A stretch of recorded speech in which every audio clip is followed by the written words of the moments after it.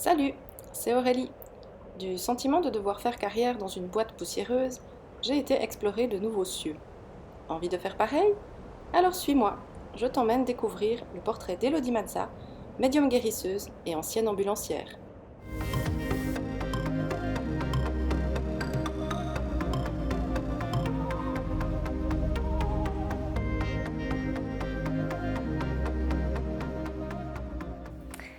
Alors oui, parce que pour moi, on passe beaucoup de temps au travail et c'est vrai que c'est quelque chose qui peut, selon le pourcentage qu'on fait, mais en principe, du lundi au vendredi, c'est quand même beaucoup de temps dans notre vie. Et puis si on est dans un endroit qui ne nous plaît pas ou qui est peut-être un peu plat comme ça au niveau de ce qu'on ressent au niveau de ce travail-là, ben c'est sûr que la solution, en tout cas à mon sens, ce serait soit d'avoir vraiment un travail qui nous plaît à côté du travail, on va dire, gagne-pain, ou alors vraiment un travail qui nous plaît à fond et puis on se concentre dessus. Mais oui, c'est une notion importante, vu le temps qu'on y passe.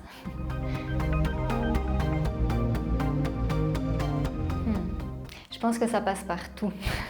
Parce que pour moi, le bonheur, il est dans toute chose. Donc à partir du moment qu'on est bien à l'intérieur de soi, que ce soit au travers du travail, d'un couple, d'un loisir ou d'autres projets, ça doit faire résonance avec ce qu'il y a dedans. Je dirais que oui, pour moi, c'est vraiment ça fait partie d'une des nécessités, parce que ça fait partie de toute notre vie, en fait. Donc oui. Je pars toujours du principe que si dedans soi on est bien, ça va se refléter à l'extérieur. Donc quoi qu'il se passe à l'extérieur dans notre vie, si on n'est pas bien avec soi, s'il y a quelque chose qui n'est pas aligné avec notre cœur, ben ça va se retrouver dans le travail. Donc à partir de là, si dans le travail il y a des disharmonies ou des choses qui ne nous conviennent pas, dans ma façon d'être en tout cas, je vais voir qu'est-ce qui, dans ces disharmonies-là, qu'est-ce que ça vient titiller dedans moi, et de voir qu'est-ce que je peux changer en moi pour que ça soit plus fluide dans mon travail. Ça, c'est une des choses. Donc d'aller un peu à la rencontre de ces sensations désagréables pour voir si on peut lâcher quelque chose dedans soi ou peut-être plus s'affirmer ou juste se respecter. Et puis si vraiment il y a quelque chose dans la vie qui nous montre que c'est plus juste ce travail-là, un peu comme dans un couple, il y a un décalage qui se crée entre le travail et nous-mêmes. Si vraiment c'est trop au niveau de ce décalage-là, qu'on est tout le temps fatigué, que c'est plus fluide, alors à ce moment-là, la vie, elle nous montre qu'il faut vraiment arrêter. Et je dirais que l'ingrédient, ce serait d'écouter le corps. Qu'est-ce qui se passe dans le corps? Quelles sont les réactions du corps face à ces disharmonies? Est-ce que c'est un tout petit peu comme un petit challenge ou est-ce que c'est vraiment le gros truc qui nous montre qu'il faut changer? Ouais, je dirais vraiment le corps, mais aussi est-ce que ça vibre au niveau du cœur? Quand j'y vais, est-ce que j'ai du plaisir? Par exemple, quand j'étais ambulancière, c'est vrai que j'ai beaucoup aimé ce travail, j'aimais ce travail. C'est clair que quand je faisais les nuits, là c'était un peu plus, ça vibrait un peu moins, mais ça faisait quand même partie du travail. Il y avait des petits moments comme ça qui me montraient que, jusqu'à ce qu'à l'intérieur de moi, il y avait vraiment une sensation qui me disait stop.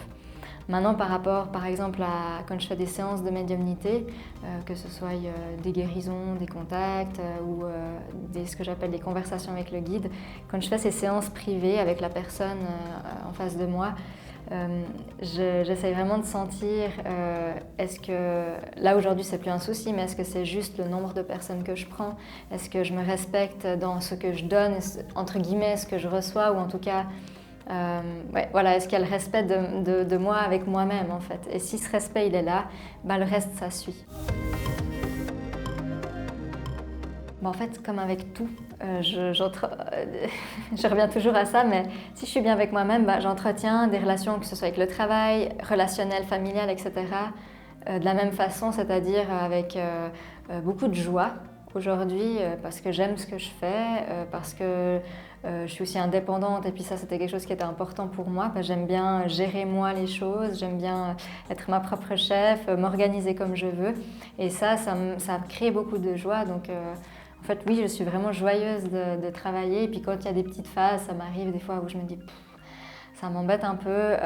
Quand je suis dedans, cette joie, elle est toujours là en fait. Et tant que cette joie, elle est là, je ne me pose pas d'autres questions. J'adore voir chez l'humain, en fait, quand on vient toucher ce que j'appelle des nœuds et que la personne, donc c'est vraiment la personne qui se transforme elle-même, hein. Moi, je fais que le conducteur, je vais dire ça comme ça. Et quand la personne, elle réalise et que ça tombe de l'inconscient au conscient et que je vois et je sens dans l'énergie, sur le visage, sur le corps, enfin, dans le corps physique de la personne, que cette révélation un peu pour la personne, elle la transforme et puis elle la transcende. Ça, c'est ce que j'aime le plus. Donc, que ce soit en séance privée ou lors des cours aussi de médiumnité que j'organise au fur et à mesure des week-ends, je vois les gens évoluer aussi, avoir plus confiance en eux, confiance dans ce qu'ils sont, dans ce qu'ils sont capables de faire, de sortir de leur zone de confort. Puis tout ça, c'est ce que j'aime voir en fait chez les gens. Les soirées de méditation aussi, quand les gens...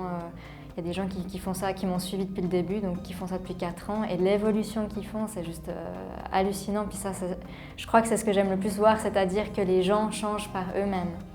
Moi, finalement, je suis pas grand-chose, je suis pas le bon Dieu, mais de voir qu'il y a ce truc dans leur trip qui sortent, ça, c'est trop beau, quoi. Et puis aussi, lors des conférences, quand... moi, je fais mon truc. Je sais pas trop pourquoi je le fais, mais je sens ce que je dois dire ou ce que je dois faire ou les sujets dont je dois parler. Et je me rends pas vraiment compte en fait de ce que ça provoque chez les gens. Moi, je parle, puis je me dis que voilà, peut-être ça va titiller certaines personnes. Et puis en fait, quand il y a des gens qui viennent vers moi à la fin et puis qui sont émus ou qui m'ont dit ça m'a fait quelque chose, quand je fais un contact avec un défunt dans une démonstration publique, puis que ça vient vraiment toucher la personne dans ce qu'elle vit, dans ce qu'elle a vécu, ou peut-être pour aider au deuil, cette transformation aussi qu'il y a chez ces gens-là à ce moment-là, quoi. C'est vraiment beau qu'elles soient, pas forcément des gens fragiles, hein, des gens aussi qui vont très bien et puis chez qui ça vient juste ouvrir le cœur.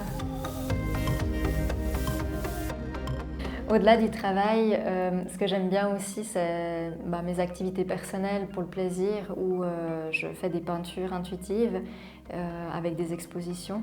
Et ces moments de peinture, en fait, pour moi, c'est pour vraiment m'aider je dirais, à prendre soin de moi, à me reconnecter à moi, à me lâcher. Et puis tous ces moments, ils sont hyper importants parce que même si j'aime mon travail, l'idée, c'est de faire attention quand c'est une activité qui nous passionne, de pas que cette activité, elle prenne toute la place. Et je dirais que la peinture, ça m'aide à faire un peu un lien entre ce côté un peu de médiumnité qui fait partie de moi maintenant et en même temps quelque chose qui a toujours été là depuis petite et puis pour lequel c'est un plaisir en fait de passer du temps, en fait, d'avoir vraiment un truc rien qu'à moi.